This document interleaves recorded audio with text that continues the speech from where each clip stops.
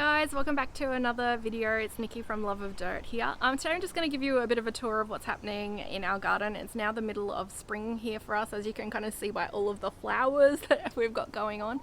Yeah, so let's just go have a look and see what's growing. So we'll start out the back here. We've transitioned into basically the warm season crops now, so we've still got a few things finishing up, but here we've had last month, this was what we planted out in September. My chickens have been in this bed a few times, and I had a whole row of beetroot here and they've dug it all up. My beans, they've dug all up, so this one's a little bit delayed, but I've got my little button squash happening here. It's just starting to get flowers and it's just starting to kick into gear. This bed here is particularly terrible because it's some soil that we bought in.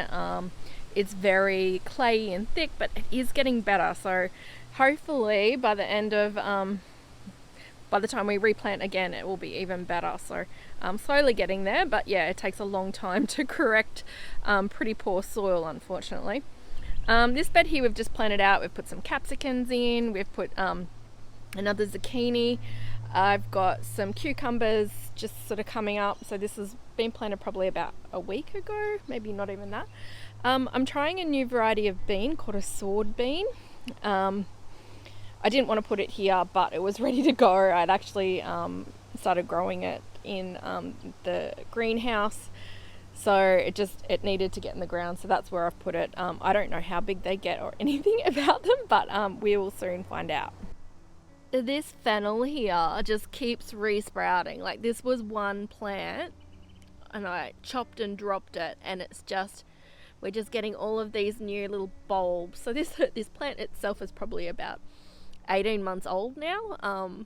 But it just keeps producing, and like, if I'm gonna keep it there until basically the end of time, until it stops doing these good ones. But yeah, good thing to know. Like, if you want sort of something that's just going to bounce back after a harvest, this one's good. So this is the bed that we planted out in August. So we've got corn. I think this is either golden bantam corn or a Balinese sweet corn. I'm not exactly 100% sure. I can't remember what I planted, but it's got these beautiful burgundy silks on it. So now that has flowered, I can plant another round of corn.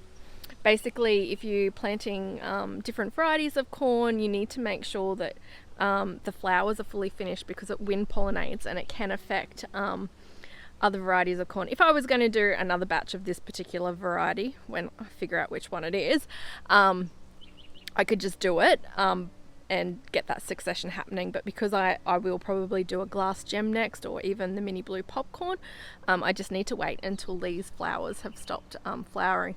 But we've got some lettuce finishing up from August. The beans have been a little bit slow, and we've got loads of Swiss chard that I need to come out and start harvesting. So this is the golden sunrise.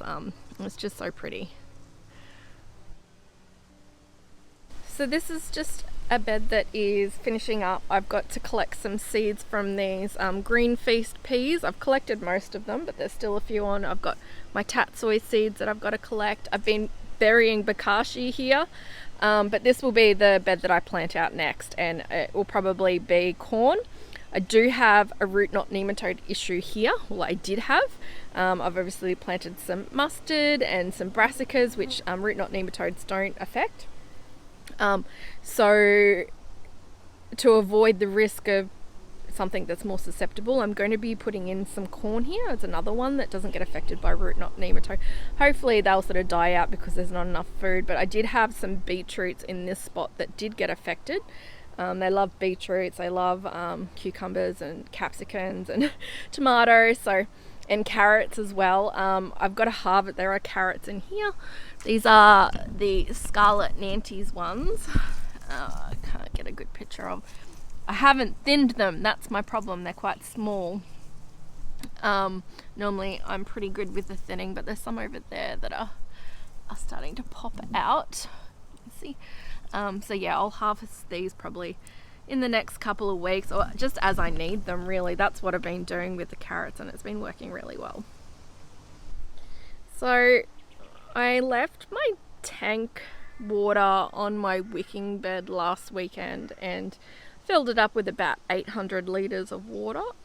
Normally it only takes probably about 50 litres, and that will last usually 1 to 2 weeks. But yeah, so underneath got really flooded. But look, it's quite happy. The drainage obviously works well enough. We've got some cabbage happening here. These blue cornflowers. Everyone asks me about these. These are stunning. I'm out of them in the shop at the moment, but as you can see, I'll have these seed pods. I'll have to come out and start collecting soon to dry out to be able to put them and germinate, test, but they'll be ready for sort of next season. They will die back when it gets really hot and humid. They don't love it, but yeah, they're pretty for now. I keep missing my asparagus. I've only got 2 crowns. This one's doing the best, but I guess I'll just sort of let it go, and hopefully next year we'll actually be able to get more than 1 or 2. Yeah, I can't remember how long it's been there. It's probably only been in there a year and a half. But we've got the perpetual spinach, which is going to seed. So this is the Japanese akawana, I think that's how you say it. So yeah, we'll have loads of seeds of those soon as well. And the salvia that just really happy. It just sort of takes over. It's kind of a little bit annoying because I do have some asparagus in here, which it sort of shades out. But it fills this space really well. Hopefully the Madagascan beans, so these are from last year, hopefully they'll kick into gear soon and just cover this entire fence. The possums, obviously this is a highway for them, and they don't seem to worry about the Madagascan bean, or if they do, I don't notice it enough for it to be a problem. So it's worked really well in this space, along with the Malabar spinach.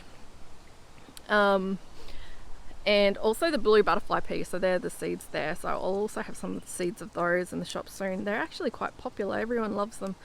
But yeah, they're a nice one to grow in those areas where you've got problems with rodents and things like that. So to overcompensate for the loss of tomatoes that we had in May last year, I went a little bit nuts. Oh, hello, we've got a friend here. Hopefully he won't swoop me. I'll be screaming if he does. Yeah, he swoops everyone in the park. If you're wearing a hat, he'll swoop you. Anyway, back to the tomatoes. Here we've got a lot of, I'm trying a lot of determinate varieties, ones that don't need staking. So I've got a few on the go here. I've got these little tiny Tims. This needs a bit of a boost. It's not looking the healthiest. But yeah, some tiny Tim. So that's a tiny Tim, that's a tiny Tim. These ones are called a Florida basket, which is a new one that I am trying out. I've got some more at the front with some more established fruit that I can show you. Another one that's a Florida basket. And I've also got another one called a Burnley gem. Another more out the front, which I'll show you in a second. But yeah, I've got a pink tie egg. It's not a determinate variety at all. They call it a semi-determinate because it doesn't grow as high as some of the other cherry tomatoes, but I will need to put a cage around this. I actually was meant to do it last weekend and I completely forgot, so it's going to be a bit tricky now. Blueberries are ripening up. I've been coming and grabbing a handful of these every day. They're massive. We also have been buying to supplement my kids' addiction to blueberries. And they're like, these are probably 4 times the size of the ones in the shop, so they're very happy. This is called a Biloxi variety. I've got a Sharp here. These ones aren't as huge, but yeah, they and this one, I feel like it's every 2 years we get a really bumper crop. So last year this one had the bumper crop. This year this one's having the bumper crop. So our aquaponics is due for a clear out. It's a little bit wild in there. Celery is still going really well. I don't think I need to save any seeds for these this year, so I'll probably harvest them pretty soon. But yeah, we've got some caterpillar issues now, which is fine. I've got enough to share at the moment. The ones that are sort of hidden beneath the fennel have avoided destruction, but there's obviously a caterpillar in there somewhere. I'll find him in a sec. He's probably right in the middle eating the heart out. But yeah, look, the aquaponics is always around this time of year. It sort of slows down a bit, that change of season. We did also lose a lot of fish, so there's not as much I guess nutrients floating around in the system, so it sort of needs a bit of a clean out and starting again. But yeah, still getting heaps of food out of here. Okay, so the front yard, we've got a lane of tomatoes. Again, overcompensating. I don't normally grow them this time of year, but they're doing well. As I said before, this is another determinate variety. It's called a Burnley Gem. They actually get quite, normally the determinate ones I've found are quite small, but I can't get in there. I'm bagging these individually, but you can kind of see there's some quite big tomatoes there for such a little plant, and these were the Florida basket ones, a bit bigger. So look how big they get. So they're perfect for pots, containers, veg pods, aquaponics. I don't need the cage on this. Like that I could leave it, but probably the Burnley Gem one you do, but yeah, this little Florida basket not so much. Along here we've just got so I think this is a black cherry tomato, this is just a tomato. Got some honeybees, just aroma tomato in here. This one is a money maker, first time growing this one, so not doing particularly well, but we'll see. Still got broccoli heads. I need to come get that one. I think this one is got too much nitrogen. I've stuck it like directly over some bokashi and it's not happy. Normally I would think that could be a disease, or it could be what's the word? Manure, so glyphosate or whatever poisoning, but I haven't actually put manure in this area, so it can't be that. And I've also got, I haven't actually even put compost in this area, so this is just like the dirt that was here, but I did bury the bokashi. Can't remember what this one is. Surely I've left a tag down here. Maybe? Mystery tomato. And this one I know for sure is a green zebra, so they're quite fun to grow. But I've got loads of beets over here that are ready to come out. I processed a whole heap a couple of weekends ago, not last week and the weekend before, so I need to get in and do that as well.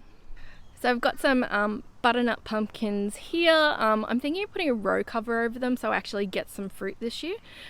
We get what's called a cucumber fly. It's like a fruit fly, looks pretty much exactly the same, but they sting the fruit before it's pollinated and then they just drop off. So I'll have to probably come out and hand pollinate if I do that, but I might actually get some pumpkins. I've also got some zucchinis going here, but check out my lettuce trees. They are epic. So yeah, obviously we're saving seeds for these. These are the green oak leaf. Really good one to grow over the hot months, because you can just harvest the outer leaves and it's not really a heart forming one. But yeah, so we'll be getting lots of seeds of those too, because there's like a bunch of them.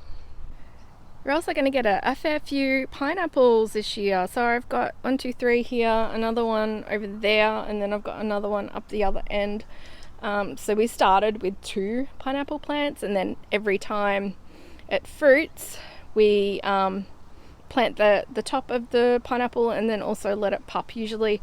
So they put little suckers at the base. The mother plant dies, the one that's grown the pineapple, and then they release suckers. Usually you get either 2 or 3 out of that, sometimes only 1 depending on how good your soil is.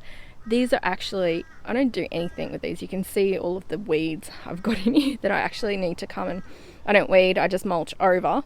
But yeah, I just neglect these, and we get pineapples, and now we're probably we'll get 5 by the end of summer, because they do take ages.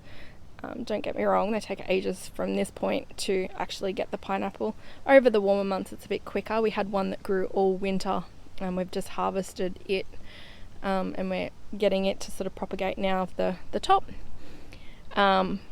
But But yeah, over summer they do go quicker, and I actually find they're a little bit sweeter when you grow them over summer. So this is my messy space at the moment because I'm trying to figure out what to do, and I don't want to spend too much time out here if I'm going to overhaul it. But I do have potatoes. These were those White Star ones, and if we have a little look, potatoes. So yeah, this one here was my one. I did a little experiment with different soil types, and this one here was just 50% worm castings and 50% I used some pine bark, so just the mulch that you get, and it did really well. That one there here is mushroom compost on pine bark. I know it's got some under. Yeah, look, it's got potatoes there too.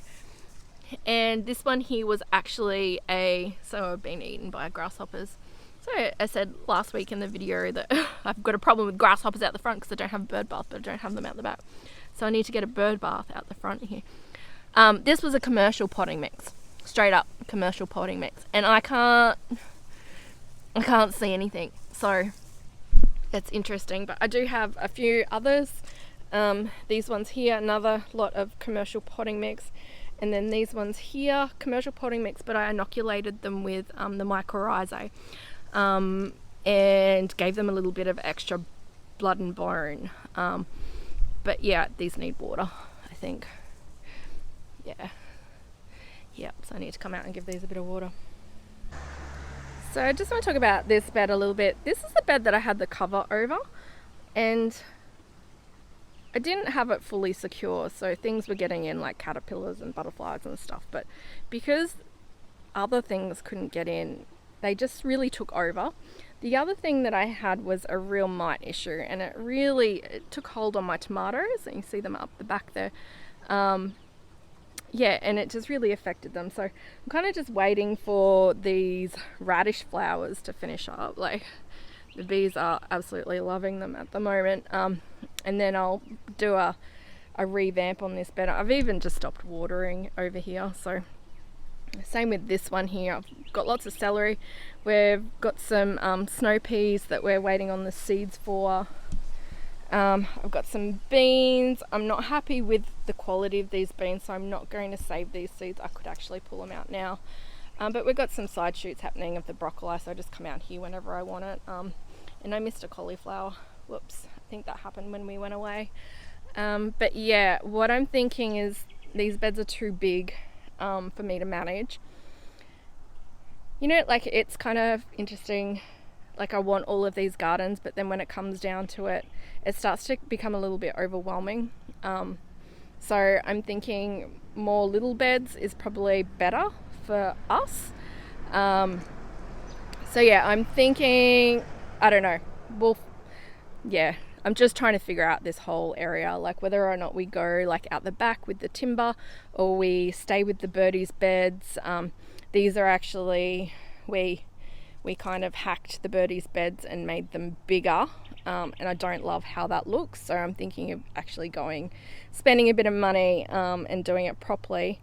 I love the look of the timber, but the the termites are just so brutal here. And these birdie beds that we've had, they're now like 10 years old, and they're still fine. And the thing that I love about, look, I'm not affiliated with them. Like, I'd love them to send me new birdies beds so I can do this quickly. Obviously, I'm just gonna have to save up over time because they're not cheap, right? But yeah, I love that you can just pick up and move them as well. I can do that. I don't need my husband's help, which is probably a big thing with our garden. Is like, I find that there's a lot of things that I want to do that I just can't physically do, or I need someone's help to do, and then with renovations and stuff, that makes it difficult. But yeah, so I'm thinking I'm going to I want to fit 6 smaller beds out here, and I'm going to set up the irrigation straight away just so it's easier to manage, and we can get more things growing. So talking about this mite damage here, it's come back okay, but see how it's sort of like this crispy?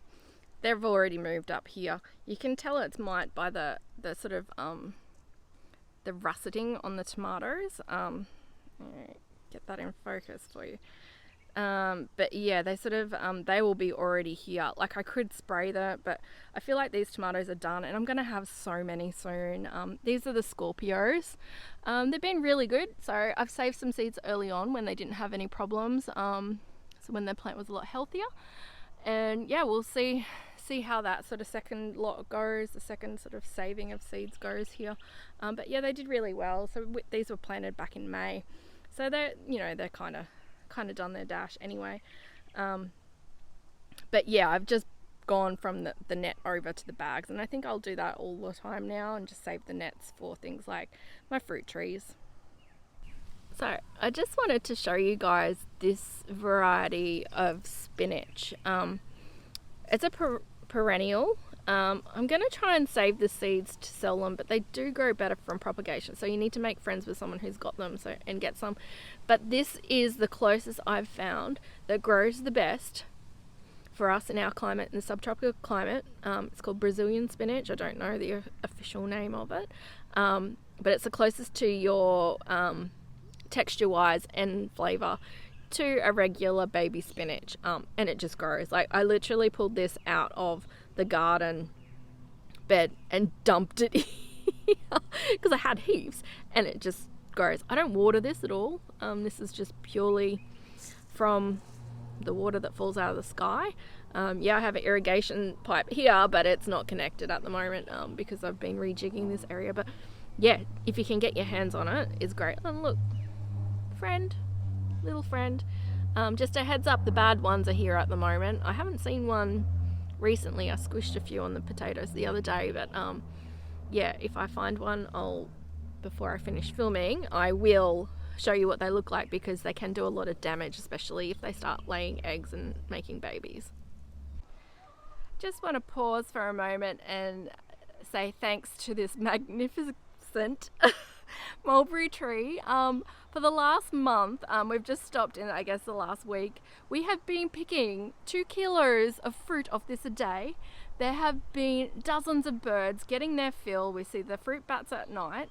It has just been amazing. I've got so many kilos of fruit in the freezer. I made jam, I made slices, I made bliss balls, I made all sorts of things with this. Yeah, it just reminded me so much of my childhood. We will be giving this a brutal cutback because it is too tall for us. It's supposed to be a dwarf. There's one of the birds now. I don't know what they are. They've got little red faces, the males, I assume, and the females are kind of just plain grey. Oh, look, they're all here.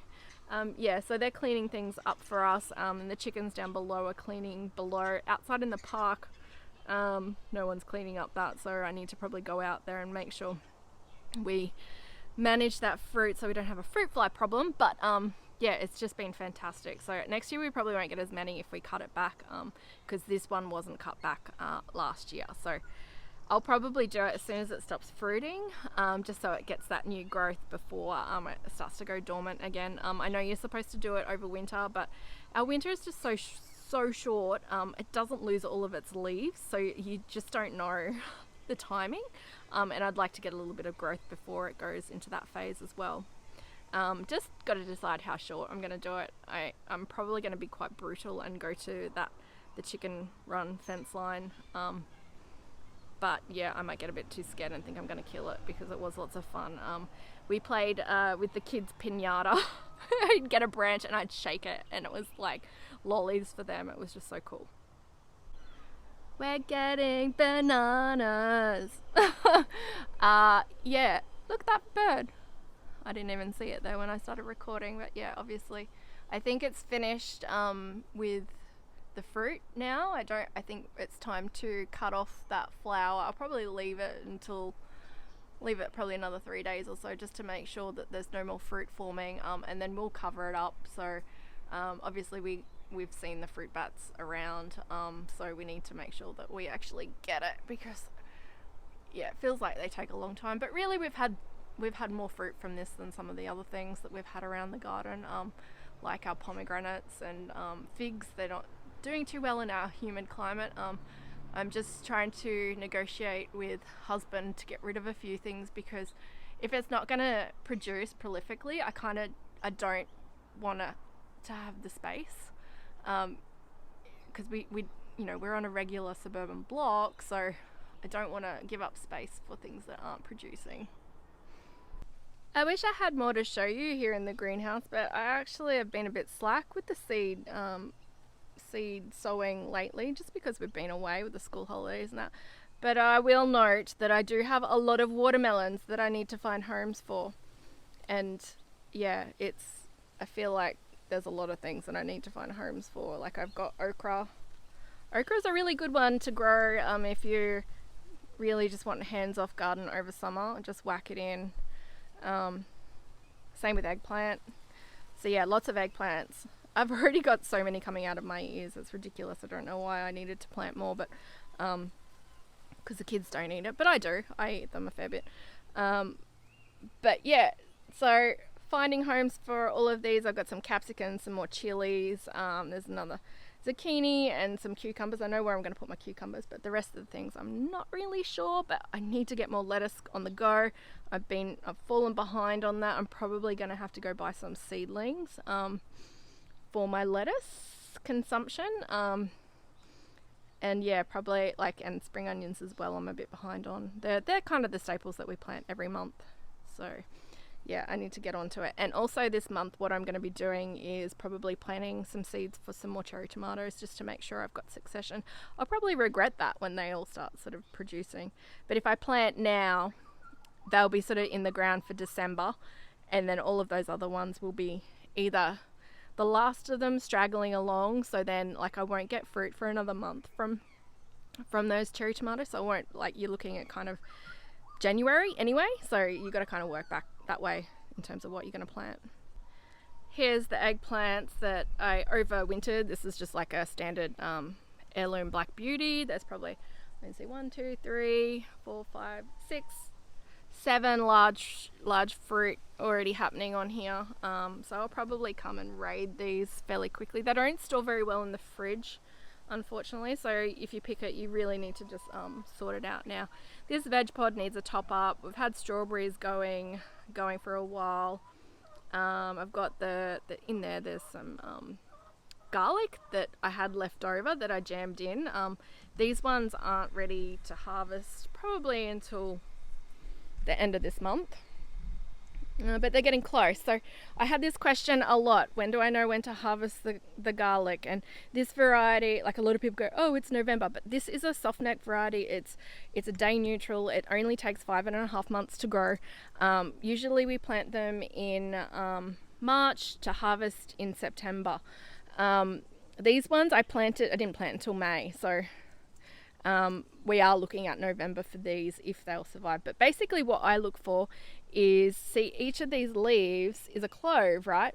So what I'm looking for is half of them dying back. So this one is probably ready. I also sort of check to see that there's sort of I dig around the base to see that there's a bulb forming. Look, at this stage, if it's not really there, it's probably not going to get any bigger. But yeah, count the leaves and then count to halfway up, and then if they're starting to die back like this, they're usually ready to come out. So they'll probably be out next week, I would say. But yeah, it's one of those things, everyone down south is oh, you got to do it this, the timing's this. It's so different for us guys. So just, find someone local and follow them and follow their advice, rather than because I noticed that there was a seed supplier selling these and saying plant in March and harvest in November. You've missed the boat, because what happens is the outer cloves, they rot off, and then you can't store them. So you need to sort of deal with them straight away. The best way for preserving, we've found, if you do happen to have had that problem, is letting them cure a little bit, so to dry up, so they're easy to peel, but then just blending them up and putting them in a Ziploc bag and freezing flat, and then you can just sort of break off what you need as you need it. That's probably the best way to do it. But yeah, don't miss your opportunity with these guys, because yeah, if you want long-term storage without having to go through that hassle of blending it and just being able to store it in the cupboard, or even wanting to replant, right? So make sure that you pick your biggest and chunkiest. But yeah, so probably in the next few weeks for these. So another new addition, which is kind of like nothing new in terms of things that I've not grown before. I have grown these before, but not here, not in Queensland. Chocos. So my dad gave me a fruit and I just chucked it in the ground and it's growing. The possums have been trimming it, so I've been trying to redirect it down. So we'll see how we go with fruit. I'll probably be regretting this planting soon, won't I? I'll have them coming out of my ears, which, you know, that's fine. That's fine. Thanks so much for watching. I hope you enjoyed. I love a garden tour. I love talking about my garden. So thanks so much for joining us. If you don't already, give us a thumbs up and subscribe, and we'll see you guys next time. Bye.